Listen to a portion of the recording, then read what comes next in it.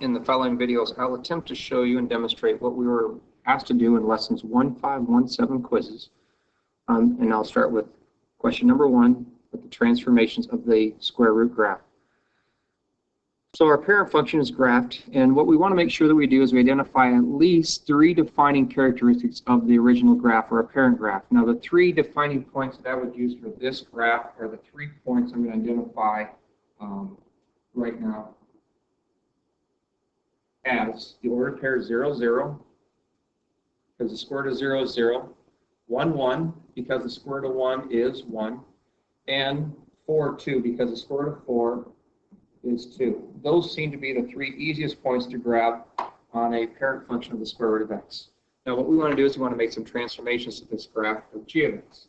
G of x is doing 2 different things to our graph. One of the things that it is doing is going to do a horizontal transformation. It's inside the grouping symbols. Whenever you see a square root, it's automatically grouping things underneath. And it's a square root of x plus 3. So in essence, I have the grouping symbols, x plus 3 and then minus 1. So the plus 3 is a horizontal translation, and that is 3 units to the, to the left. This is plus 3. Inside grouping symbols, think of it being counterintuitive. It says plus 3, it moves it left 3.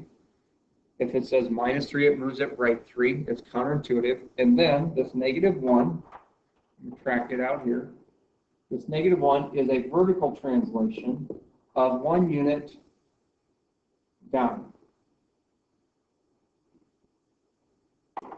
So anything that's done horizontally is going to change the order pairs on the x's. So I got 0, 0, then I have the order pair 1, 1, and the order pair 4, 2. So I'm going to go through the progression here a little bit on our transformations. The first transformation we're going to do is we're going to follow our order of operations and clean this up.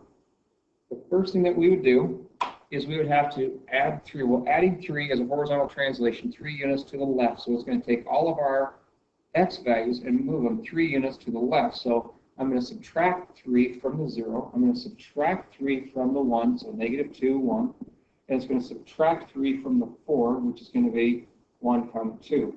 Well, then I got another transformation. I just did the horizontal transformation. Now I'm going to do the vertical translation.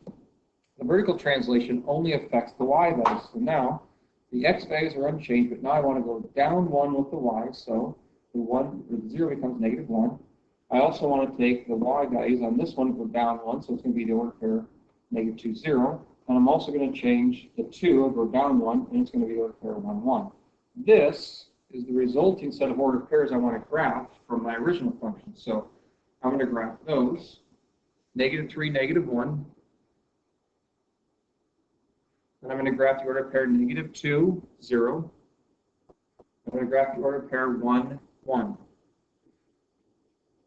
Connect those with the smooth curve, and obviously they keep going up. It's increasing at a decreasing rate, but that is my transformed graph, both a horizontal and vertical translation. There's other ways to approach this. The other way would be to go ahead and look at your parent function and know that we're going to do 2 things to it. We're going to move on left 3, down 1. So that order pair is going to stop there. This one starts here. It's going to go left 3, so 1, 2, 3, down 1. This order pair here is going to go left 1, 2, 3, down 1. So I can also trace them that way. That's another technique that works pretty well, especially if it doesn't have any vertical stretch or shrink.